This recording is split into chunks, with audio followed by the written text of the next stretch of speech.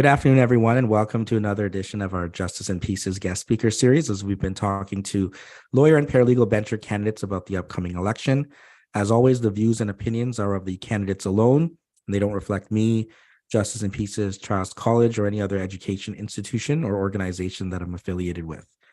Continuing on, actually, it's our last speaker here for the paralegal bencher series. We have Paula joining us. So Paula, first of all, thanks so much for joining us. And perhaps you can get started by telling us a little bit more about yourself. Hi, JP. Well, thank you for having me and, pulling up the rear at the very end. So I am a paralegal in private practice. I'm also a instructor and program coordinator at one of the private colleges here in Ottawa, and I also run the Toronto campus. I am the newly elected trustee for the County of Carleton Law Association. So I do a lot of things for paralegals. And on top of all those things, I guess you want to do one more thing if elected in less or not less in 10 or 8 days. I guess it's the start of voting. That you are looking to run for paralegal benchers. So I know it's not the first time you're running, and what brings you back to run one more time, and hopefully for your sake a different result. Well, hopefully a different result. But quite frankly, there's a lot of really good work that has gone on by previous benchers. There is the complaint that things have taken too long to get where we are now, but we are a fledgling profession.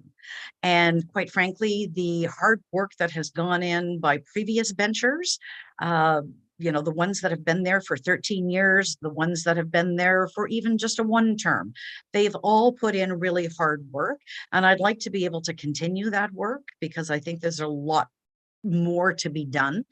My experience with boards and committees, positions me very well in the understanding of what the job requires, right? And in the public interest.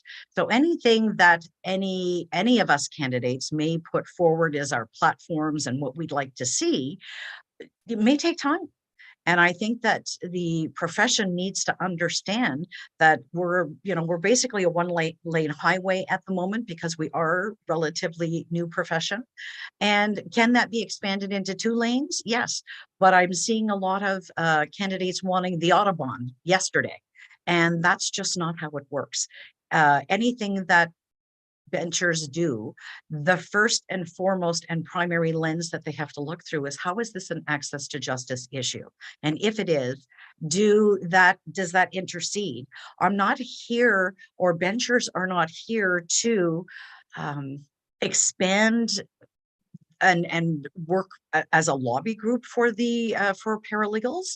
And I think that that's where the misunderstanding comes. The lobby groups have their job. Benchers are here to regulate the profession in the public interest and keep, whether that's the regulatory, whether it, the tribunal, what have you done wrong?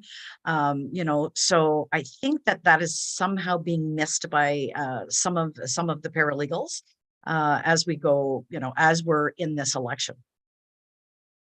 Now, I mean, the big topic, at least on the lawyer side and certainly on the paralegal side as well, is the respective groups that are there, right? I mean, you have the Full Stop group, you have the Good Governance Coalition that you're a part of, and a lot of sort of fire has been set on everyone's side there about, first of all, from the lawyer election, right, that there was the Stop SOP group, 22 of them last time that ran and got elected, and now there's the Full Stop group. And then the Good Governance Coalition kind of in response, as some of your colleagues have told me before. And as much as that they're a coalition that they say, well, if we're elected, we're going to vote independently. It's not kind of like a true political party, which, again, has created some sort of, is it a slate? Is it not a slate? And how does this all work? And then leaving all the lawyers on another side here, on the paralegal election, right? You have the Common Sense Coalition as well. And then you have the 5 of you that are running as the Good Governance Coalition, and then a number of independents.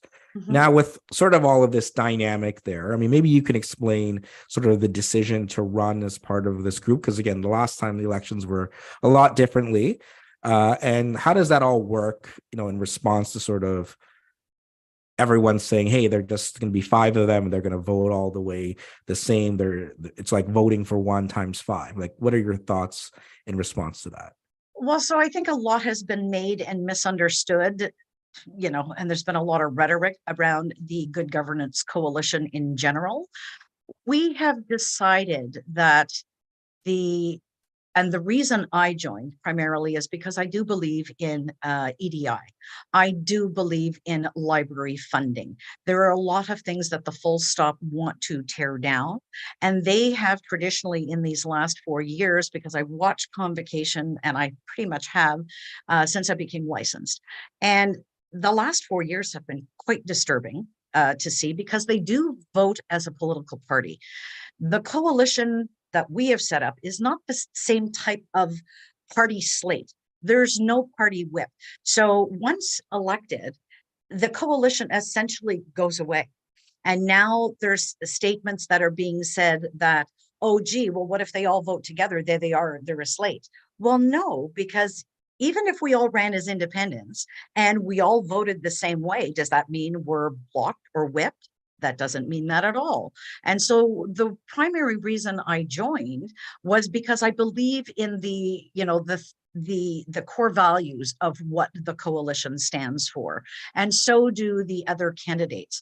Now, there's a few of the candidates that I did not know before I joined.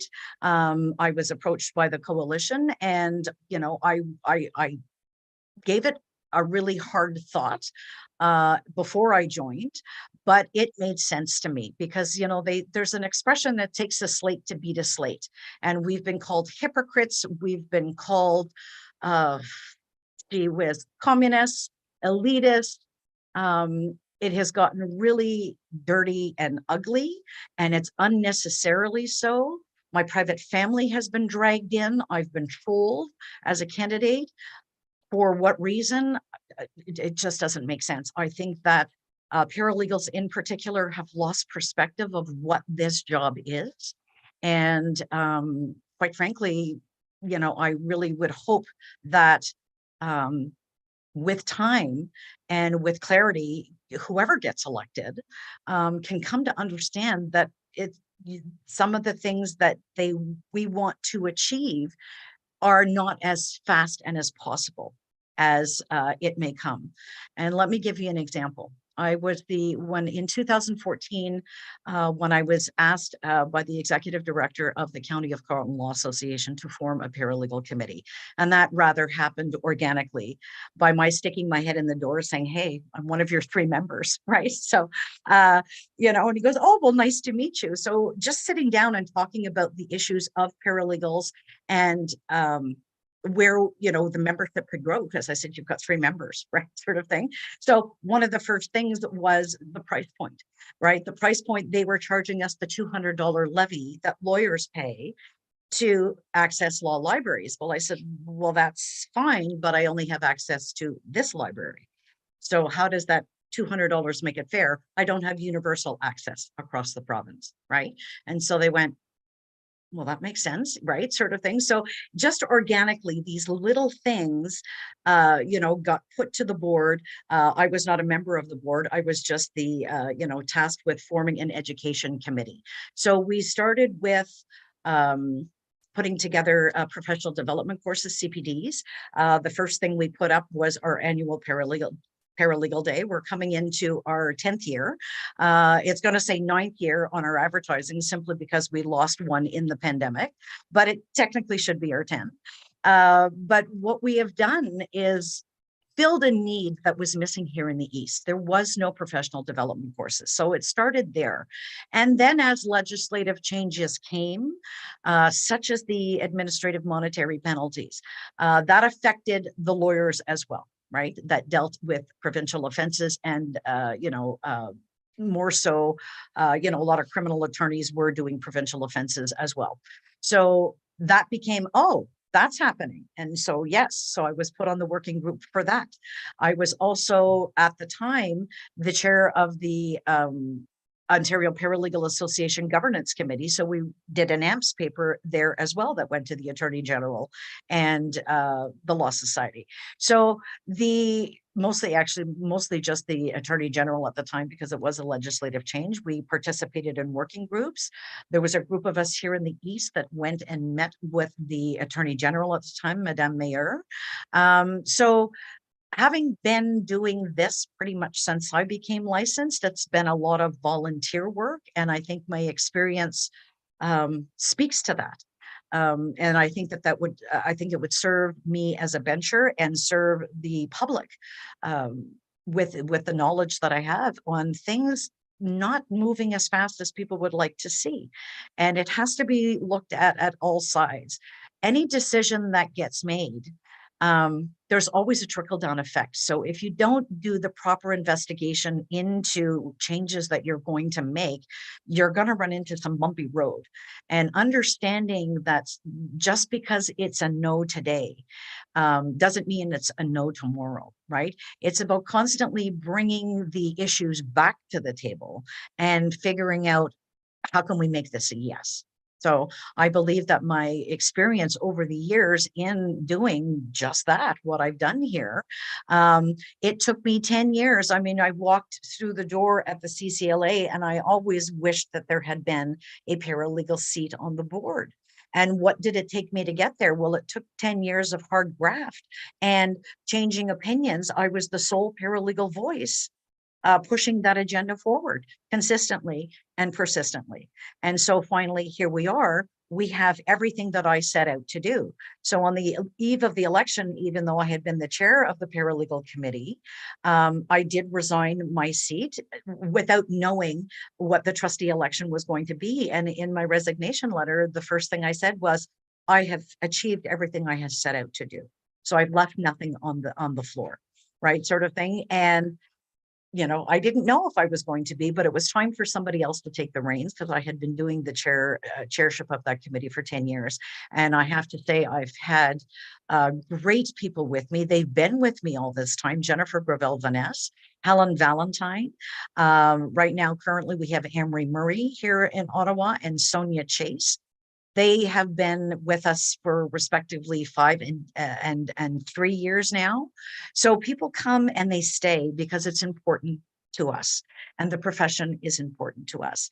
And our respect within the judiciary and with lawyers, like we build bridges with lawyers, we work with lawyers all the time. And so they don't always see it our way. And sometimes it's a no. So there's days where, I like to use the expression, some days I'm the windshield, some days I'm the fly.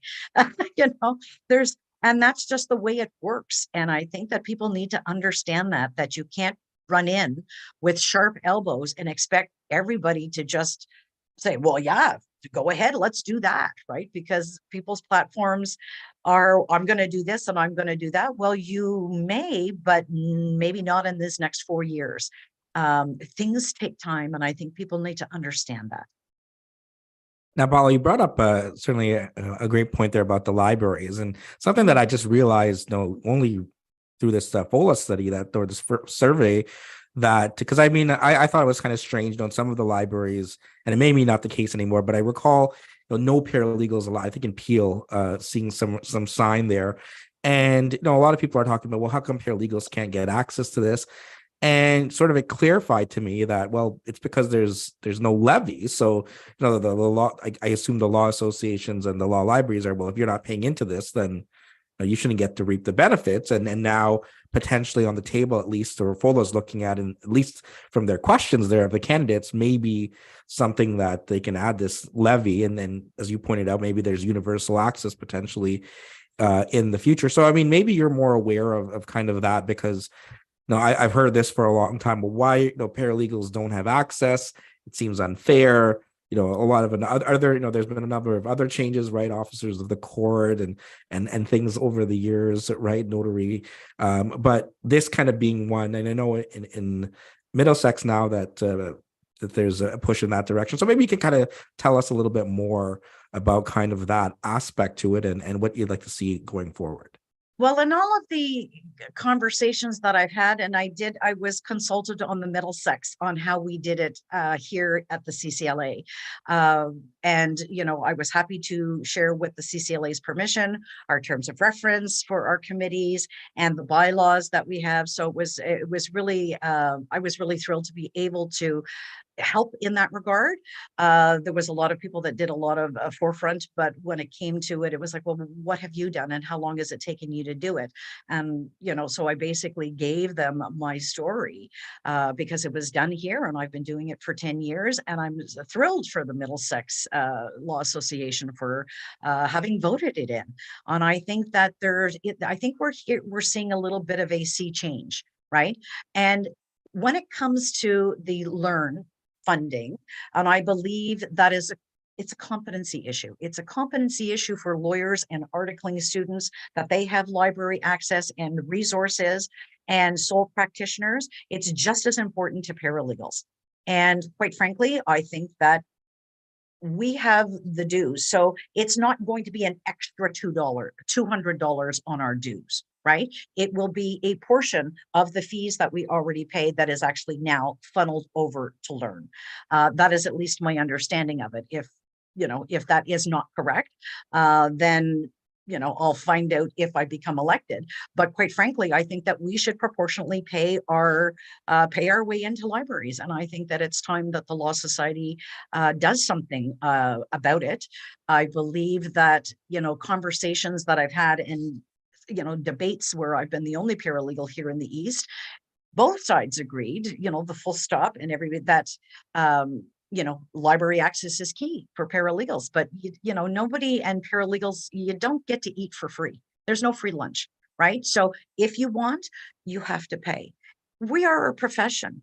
And I know that fees are, lower fees, lower fees, lower fees. Well, lower fees in any professional association, we're not that many members. And quite frankly, I think our professional fees, we are running a business as well.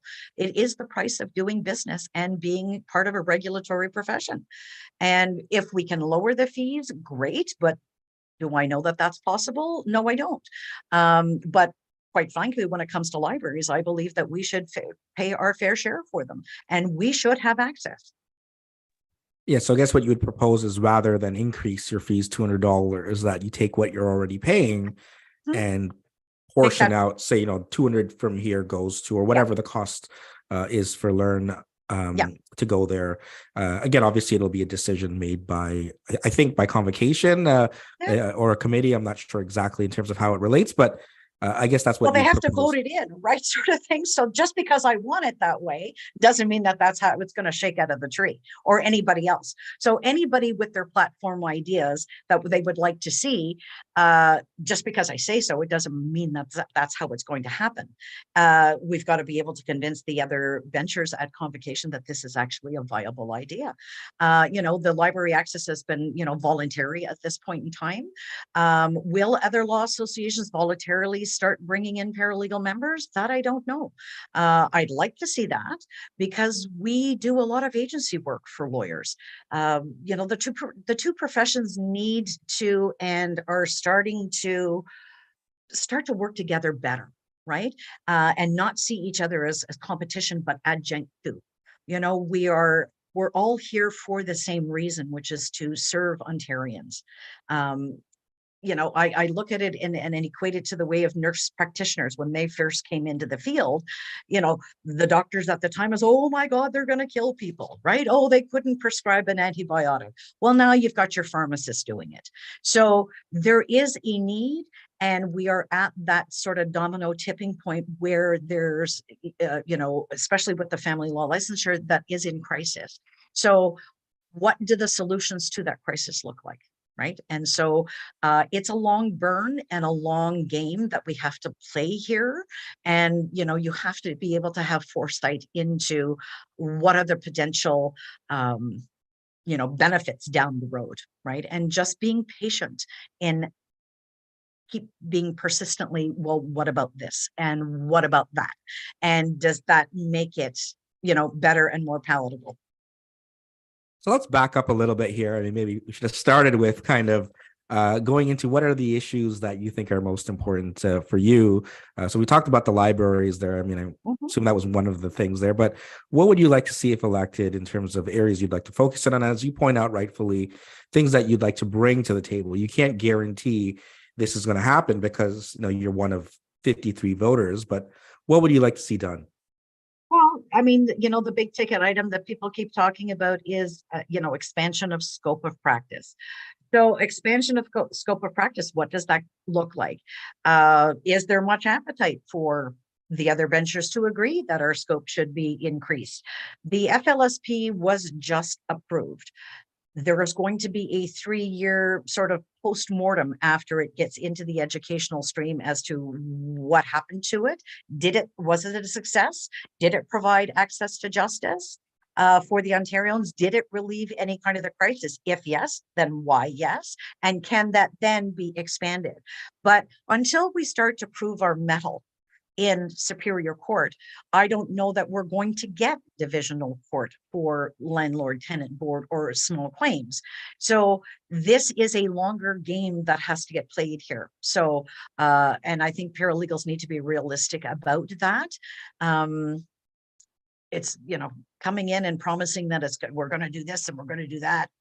It's just not going to, it just doesn't work that way. Right.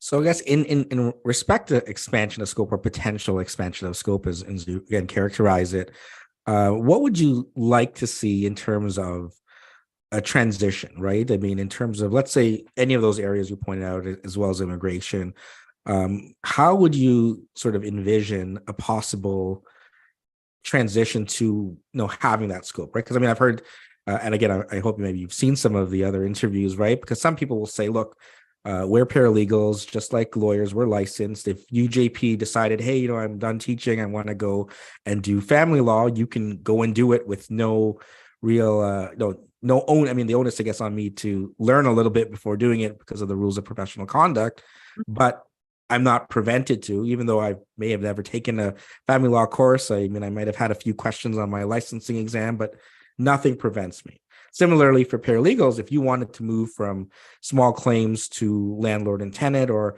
you've listened to all of this talk about other tribunals and you're like, you know what, I'm motivated, I want to do MPAC work now, you can go and do that, right? But if you wanted to do family law, or if you wanted to do immigration law, again, there's that adding that scope, what's sort of the transition. So on the other hand, I know I've heard other candidates saying, well, look, there could be sort of multiple licenses or professional development hours or going back to school. So what's your take on, again, what should be a way to kind of fold other areas that are not in your scope into your scope potentially one day? Well, potentially one day. I don't believe, and yes, our bylaws prevent us from not doing something that's outside of our scope, right? So if I wanted to do WSIB, right, I can very well go and do that, right? I have done WSIB. In a previous life, I worked in the hospital system, so I was very familiar with it. The case was very successful, but in the end, um, I did a lot of research on my own, and I got a mentor to do my first WYSIAT appeal, which it was.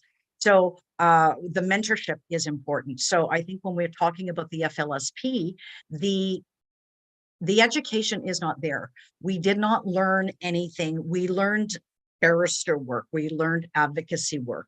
There is more to the family law license that is required. Do I believe that paralegals can just get it tomorrow and say, well, yeah, I'm going to do that? I don't believe so. I believe that, are we maybe looking at special licenses as we go forward for each incremental thing? I would say yes. If you look at I'm going to say the medical profession. So the medical profession, you can become a general surgeon, right? And that puts you at certain parts of the body. But if you want to focus especially on the lungs, or the heart, you need to go and learn your subspecialty. So for me, I believe that the licensure itself Whether it can be expanded in the future, I believe that it can. But for now, I need it to work now, right? I need it to get into the schools. I need to have our first candidates come out and do this. When it comes to the immigration piece, if that does open up in our favor, there are many schools that stopped running the immigration course that we did run back in the day. I remember when I went to school, I took it. But you didn't learn all of the other pieces of it. So I would think that in order to protect the public, are we looking at these subspecialty licenses? I kind of believe that we are. And for myself, I don't see that as a problem. I see it's a way to build confidence with the public that we are educated in what we do. You've got these two competing, you've got people that say we're incompetent in our profession. I've seen people say, well, paralegals are incompetent and they can't do this and they can't do that and they don't know, right? And then you've got ones that saying, oh yeah, well, we're good enough to do that and we should just go ahead and do that. How do we convince the public that this is a good idea? Right? And if it's education, then it's more education. And if you want to do that as a little bit, let's consider it a subspecialty, right? I want to do this family law licensure. Then I have no problem taking that course and getting my certificate in it. And if it comes to the immigration part of that, if that, law is, question that's before the courts ever gets decided in our favor, then what about all the paralegals that have not taken immigration as part of the core courses or competencies, right? That we already have within our courses. Some schools kept it, some didn't. Do I believe that we should just fling open that door? No, I don't. I believe that if we're going to get it, we should be able to get a different certificate in it. Will there be any appetite for it? I don't know, right? I think it needs to be handled very carefully. The public needs to have confidence in us as a profession before we start willy-nilly throwing open the doors and saying, yep, there you go, run, right? No specialty, no profession lets you do that, right? Without the education to back it up.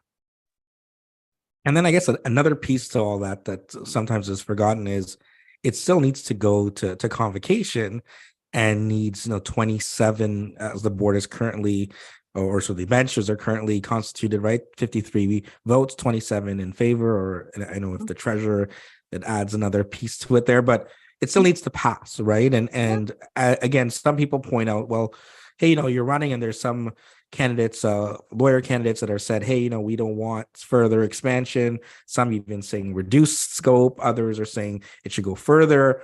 Again, painting everyone with the same brush, not really fair, but regardless of who's elected on both sides, right? Lawyer candidates, lawyer bench candidates, paralegal bench candidates, right? There's going to be 40 lawyers. There's going to be 5 paralegals. What, again, looking back at that answer there, do you think is going to be needed in order to convince 27 people, even if all the lay benchers and the paralegals got together and said, yes, access to justice, we need more scope, that leaves you 14 vote short, right? And you mentioned education being an important component there in getting people on board in the public. And then the benchers have to vote in the public interest. What else, do you think would perhaps change? And do you think sort of working with some of the lawyers on the coalition now kind of helps you better connect in terms of here's what we need and why? What are your thoughts there on gaining sort of their perspective? Well, there's always going to be hard no's from a lot of people, regardless of what slate they come from, right? I have seen some of the answers, even from our coalition people that said, no, it shouldn't be, scope should not be expanded. But we get to a point where it's like, okay, well, here is your problem and it's not being fixed. And how long do we keep it unfixed for the public? And so is your no more self-serving than it is actually helping the public, right? And so the conversations need to be had, and there's going to be hard conversations. And, there are going to be people that are just going to dig their heels in and it will be a no. But it's about having the temperament to have those hard conversations without delving into the personal, the attacks. It's about any candidate or any bencher having the wherewithal and the acuity to, be yelled at and, possibly called names and have it roll off your back, because what is behind your no? And how can we possibly meet? We take ADR courses. And I think that when it comes to some of these issues, everybody forgets their ADR, right? Where is the middle ground here?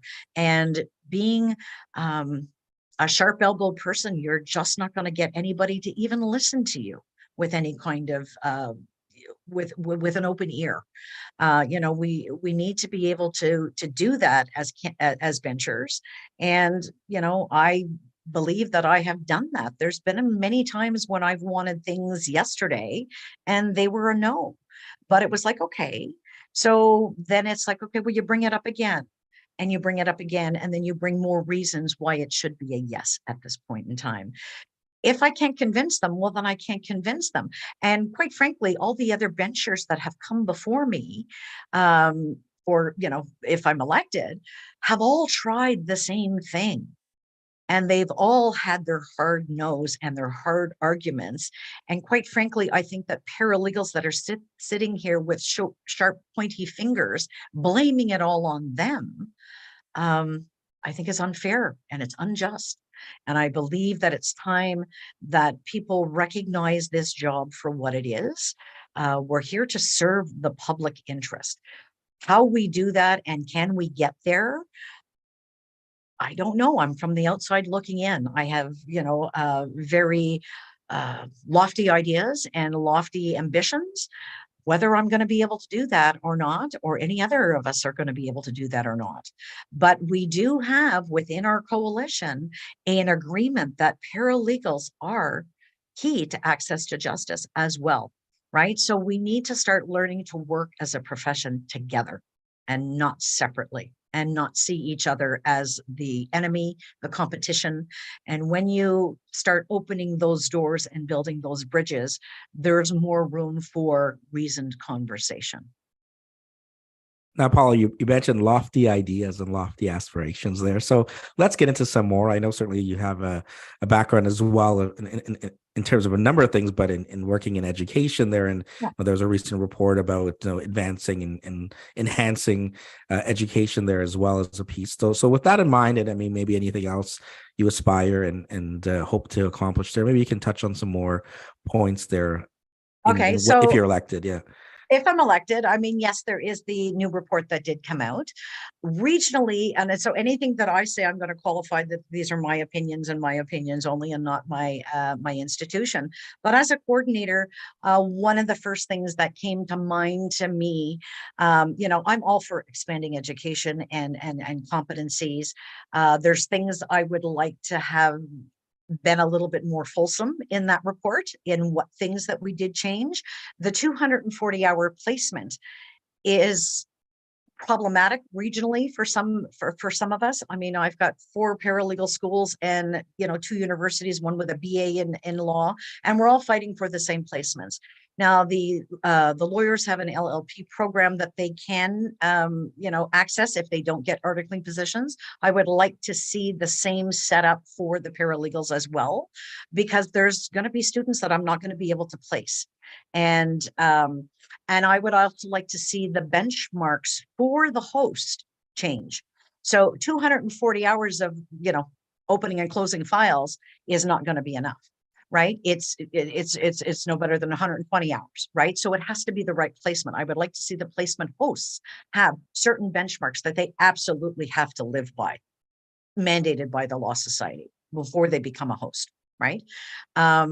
So in speaking of that, the regionally, it's going to be a little bit of a problem. So, and I don't think I'm the only sort of smaller, pocket that's going to have those difficulties, right? Sort of thing. So if we're all fighting for the same spots, there's going to be some left out in the cold. So how do those students get their placement so they can go on and, graduate and write their licensing exam. So those are, some of the things that I would actually like to look into and unpack just a little bit when I get there, if I get there. Yeah, I mean, it's certainly interesting, and I'm sure maybe we'll have a discussion about this in the future, regardless. But Mhm. of ways to kind of come up with those 240 hours, and as you point out, a meaningful hands-on experience, and that kind of ties into maybe the next question I have. That a number of candidates and number of paralegals generally, or even just from myself talking to former students, that they may get into the profession. I always get those good news. Hey, I passed the exam. I feel that it's coming out very soon from the last exams as well. I'll get the nice message they'll post, and Robert Bird used to be the one right away. I don't know if he had like an alert anytime that came up, but he would congratulate them and welcome them to the profession. And then years later, you don't hear as much, and some of them may still be in the legal field working as law clerks or something along those lines, but a lot then don't go into practice or don't stay very long in practice, right? And former treasurer Teresa Donnelly used to come. I don't know if she did the same thing at one of your schools, and there's a slide, and I would sort of message her and say, hang on, like, where's the numbers? That doesn't make sense here. Of how many are licensed, how many are practicing. So what are your thoughts on that? I mean, is there something that's being missed here? And is there something, the Law Society can be doing, and specifically the Paralegal Standing Committee, in terms of helping more people stay in practice and advance through practice than that's already being offered up? Right.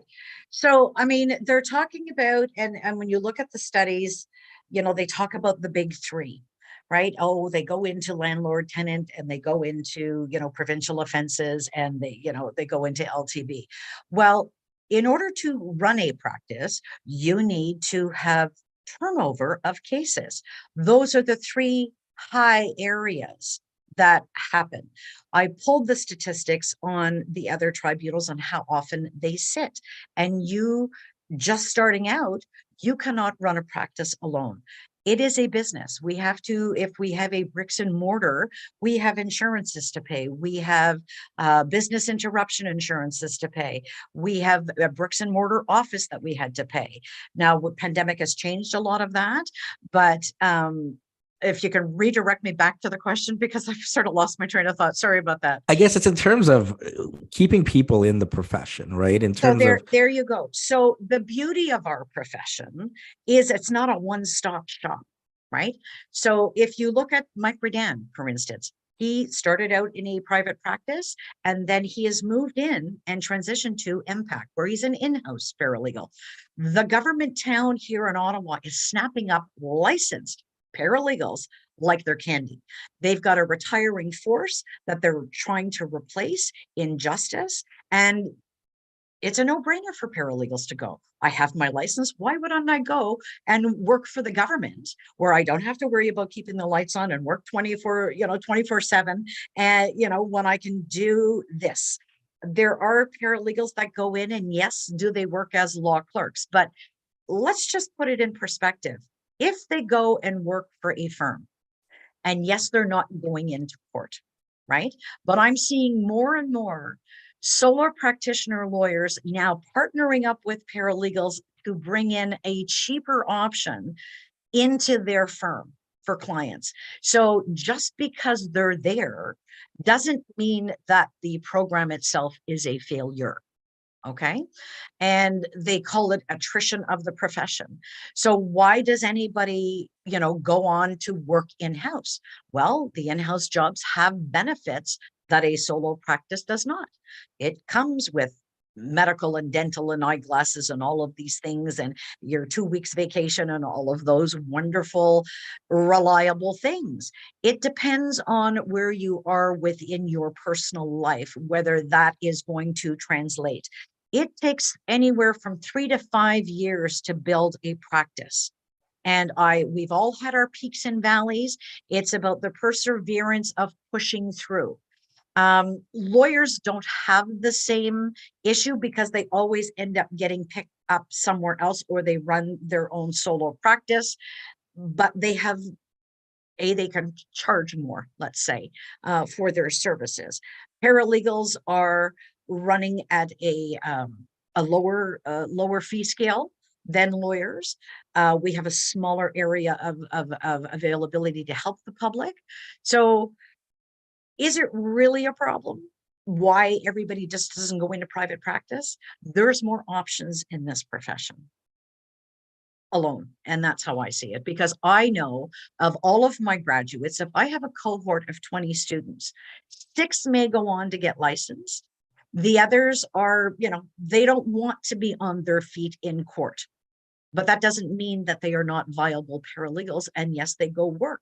But if they go and get their license and spend a couple of years working for a firm, learning the trade in a civil firm, let's say, when they do decide they are at that point in life that they can open their own practice and make a go of it, they're head and shoulders above the rest because they've had all of this other experience that paralegals don't get. Mentorship is key in this profession. Quite honestly, I mean, I've had a mentor. I mentor students, and we all, especially here in the East, we're a very tight-knit group. And if I can't find you somebody, or if I don't know the answer for you, I know somebody that does, right? I have set second chair for former students that have done their first trial in criminal, in small claims, in LTB. And so giving back to the profession is something that I think is important for all of us to do. And it's something that I have always done. I hope that answers the question. Yeah. So, I mean, I guess in terms of the law setting, you mentioned mentorship there.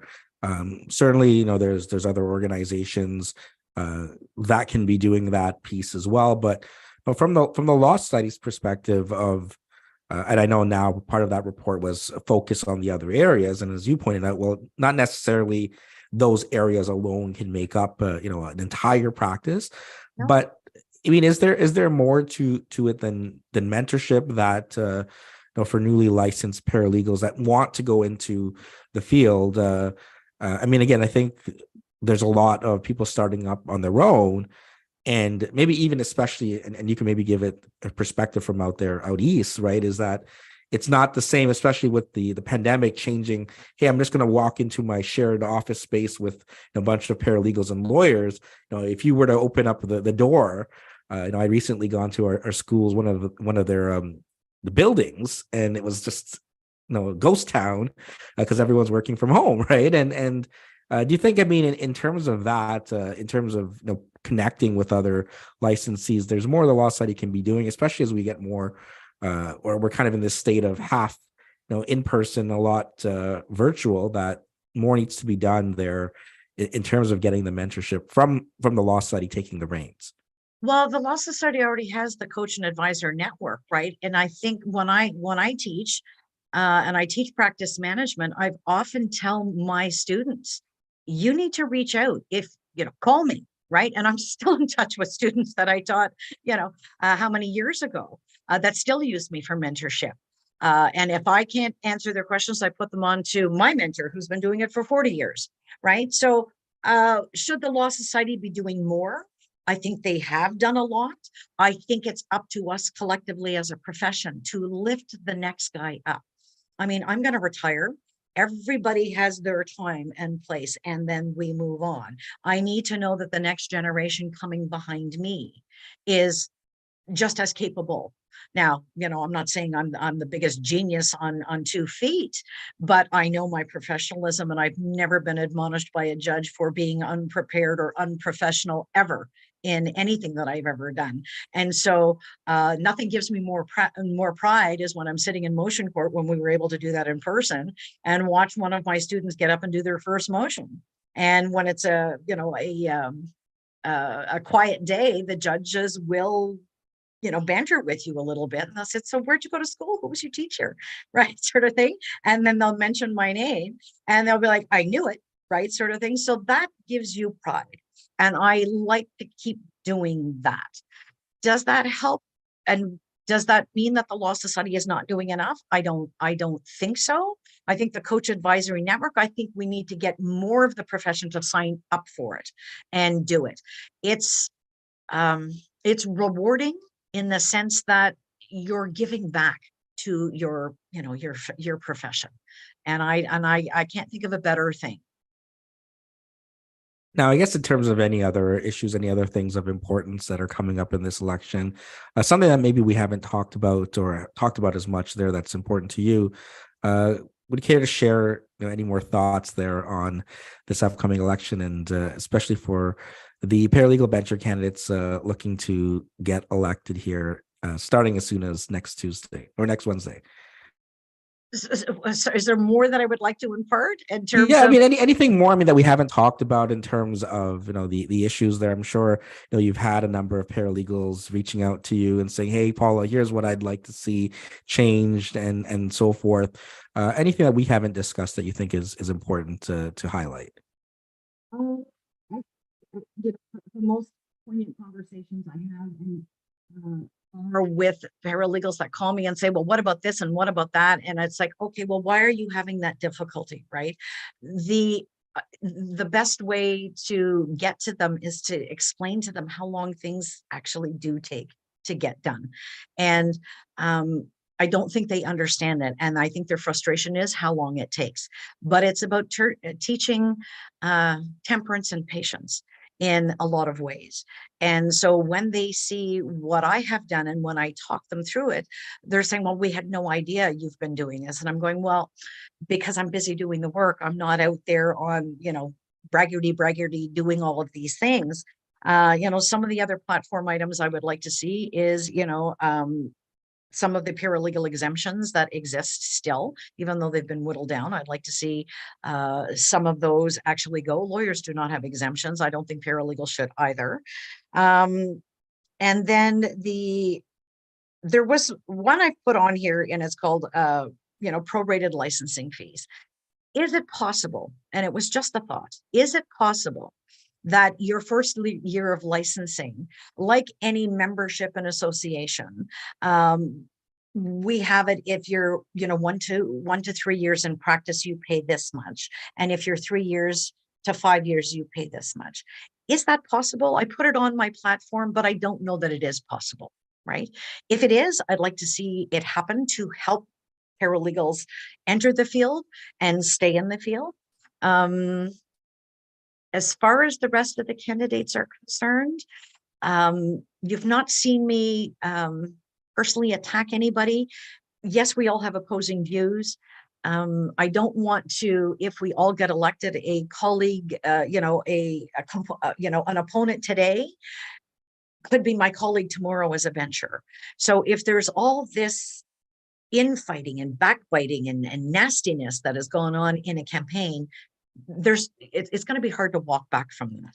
So that's why you've not seen me going toe to toe and in the mud with another candidate. I just think it's unnecessary for the job we're applying for. Now, you brought up an interesting point there about, well, a number of interesting points, but I guess I'll start with one there about maybe prorated licensing fees, and certainly even on the lawyer side, talking to some of the candidates saying, well, hey, someone brings in $1 million plus in revenue, and they pay the same thing as someone bringing in 30,000. And again, I don't know the math, the statistics that they pointed out, but someone had equated the lawyer's salaries average being about 90,000 a year, and they're saying, well, think about it. If there are all these people bringing in million plus, that means to be at 100,000 or less than 100,000 average, that there are people bringing in 30, 40,000. And they're all paying the same fees generally, right? I mean, insurance may be a little bit different, just like, we only have law pro and paralegals have different options there, but everyone's paying the same, whether you're a first year call or a 45th year call, right? And right. Whether you bring in 10,000 or you bring in 10 million, right? As you point out, and has that ever been looked at before? I don't know. I mean, but and I don't have an answer for you there. But is it something we can look at? And should we look at it? Yes, we should. But what the answer might be is something I don't know, and what's going to be feasible and what really gets approved. So we can all have really great ideas on what we should look at and how we should look at it. But then you look at the budgets and where things are apportioned. Does that fiscally make sense? right? You're going to have, people that have been at this for 45 years going, well, why do I have to pay this? And they only have to pay this, right? What is in your head and what is a wish may not come to fruition, right? But it doesn't stop you from maybe looking at it and looking at the issue. And some issues that do get looked at, or prioritized. There may be something that I want to see, or some of us want to see happen tomorrow, but something else becomes a priority. And there are things that do end up have to be shoved to the back burner, but it's about bringing it forward yet again, right? And keeping that going. I believe that my fellow candidates, regardless of where they come from, whatever slate, I think it's important that we respect one another. I think the nastiness and personal attacks have to stop. And I don't think that is going to hold you in good stead going forward, creating this kind of discourse before you even get through the door. Yeah, I think that's certainly important. I mean, not just on the paralegal side, certainly on the lawyer side as well. But the fact is that you're going to be working with whoever is elected, right? I mean, there's 4 other paralegal bencher candidates, but there's also going to be 40 lawyer bencher candidates, and there's people elected from the candidates, and 8 lay benchers, right? And you're going to work together as a group of 53. And are you going to work well with someone that you've antagonized for the entire campaigning period? I mean, you've seen some of those issues spill over, right, from the last 4 years, right? And then you're going to go back for another 4 years, right? So I think in the end, it's important to have discussions. And I know there's a debate or a couple of debates this weekend to discuss those issues. But I think in the end, it's kind of the same thing. I mean, you probably tell your students the same thing. I said, hey, just because you're having a mock trial against somebody tomorrow, they could be working at the same firm for you. They can give you an opportunity. And if you've sort of burned that bridge to the ground, then are they going to be saying, hey, Paula, here you go. Here's a referral, right? So, well, and then there's that, right? So within the profession, if there's a scorch and burn behind you, as a profession, especially for sole practitioners, if you've been burned by somebody that you've helped in the past, when you're really in the soup and you need help, who's going to be there to help you? And so if this is your core makeup as a person is to, sharp elbow your way out of everybody, that's a personality thing that, I'm not going to be able to change just because I'm a nice person, right? I'm not going to be able to change that fundamentalness within you that makes you do that kind of thing. It's not who I am. I'm taking a lot of these personal attacks that, myself personally, they've trolled my husband, they've trolled me. No matter what anybody posts, anything nice about any of my coalition people, running mates, they've got people hornating right into the social media and calling us all kinds of names. And I just think that that's just so unnecessary. I would really like to see the end of slates. And I believe that the coalition, we've been called hypocrites for, a slate running against a slate to then investigate having no slates, right? I would really like to see the end of slates altogether so that it could be just independent benchers, lawyers and paralegals and lay benchers working together for the public. That's what I'd like to see. Is that, ambitious? I don't, probably is, but it doesn't mean we can't strive for it. Now, Paula, last couple of questions here. Certainly, you have a lot of experience. You mentioned the pride there of listening to some of your students in motions court there. But for any students, including your own students who may be listening and wanting to support you, but they can't vote, any words of wisdom, any advice as, again, we go through the stages to go from student to preparing for the licensing exam to getting licensed and then being colleagues in the profession. What would you share? What words of wisdom can you impart? Well, it's get involved early in your profession. This is your profession. So you write your exam, start reaching out and networking now. because if you start to attend, if there's, if you're here in Ottawa, join our association. When we see you at events, you are the next person going, I need somebody to run to LDB for me today, right? I'm in 10 blocks. I can't be in the mall. Who am I going to get? Right. So I would give a new licensee an opportunity to learn and saying, okay, can you just go and adjourn this? Right. It's already, on consent or what have you, or a very easy file, and start them out. Students that I have taken have sat at my elbow in court on everything that I did, before pandemic. Right. We were in court all the time, running and filing and doing all of that. So find yourself a mentor. And if you're not a good cold caller, then just reach out and say, you know what, I saw you on this CPD, or I saw you on, JP's, Justice and Pieces. Reach out, send an email, introduce yourself, open a dialogue. And you can't be afraid to open a dialogue, because if you're too afraid to do that, you're going to be too afraid to go forward. And it really is that simple. A respectful, hi, I'm so-and-so, I saw you here, or I met you here, opens a lot of doors. And there's not one licensee, at least I know here within my area, that I've ever said no to that kind of, approach. I've always picked up the phone and called somebody, called them back and say, well, what do you need? Right? Oh, where do you live? Okay. Oh, you're out in Toronto. Well, I know a bunch of paralegals out there. Let's see if I can't hook you up with them. Right. And I think that getting involved in your profession, start watching Convocation, because you, as a student, in a couple of years from now, you may decide you want to run for bencher. So get to know your governance structure now. Join whatever association you feel speaks to you best. And that's where you get to know people. Go to court. If there is in-person things that you can go to, go sit and watch.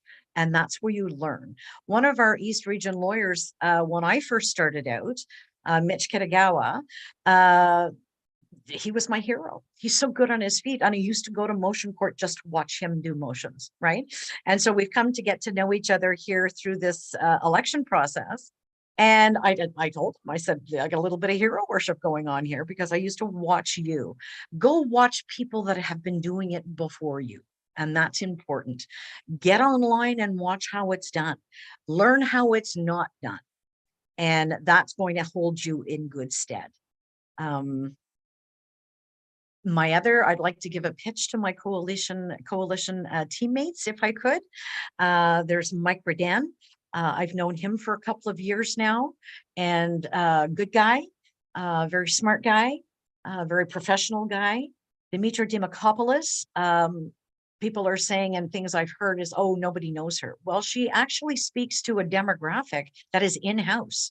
And just because you haven't seen her out on social media, she's busy doing her job. And she's doing it very well. Deborah Moria. Well, Deborah Moria is an EDI specialist, so I didn't know her except for her reputation before I did meet her through this process. So, and then of course, Michelle Lamazo was our incumbent bencher, whom I've known for a long time and have had here in the East. I believe that our five are professionally head and shoulders kind of above the rest. I'm a realist on whether all five of us will get there or not, but I would like you to really, really think about the candidates that you're voting in. And if you if you put the wrong people in for the wrong reasons, then you could set the profession back. So I think I'd really like students and professionals. There's a lot of new voters in this election, because there's a whole batch of new licensees. Do your homework. Now, Paula, last question. Last Yes. question there for you. I mean, you highlighted your other coalition members, but ultimately, regardless of how you run coalition, slate, independently, the votes, you can vote for up to 5 people, right? But they'll tally them up, and the 5 people that will be with the highest votes will be elected as benchers. So why should those people listening here that have a vote, unlike me, that have a vote in the paralegal election, why should they use one vote for yourself? Well, I think that my experience on the boards and my commitment to the profession um, has been there since I became licensed. I mean, I jumped into volunteering as soon as I was licensed. So I have a lot of experience with dealing with lawyers. I have a lot of bridge building skills, as they say. If that speaks and resonates with you, you need to decide whether my professionalism and the things that I have done and my experience on boards and committees will actually serve the profession and the public well. And that's all I can hope for, that all of the work that I have done over these years has hopefully led to this this opportunity. Perfect. So thanks, Paula, for taking the time to speak with us. And thanks for everyone for tuning in. Take care, everyone. Thank you for having me.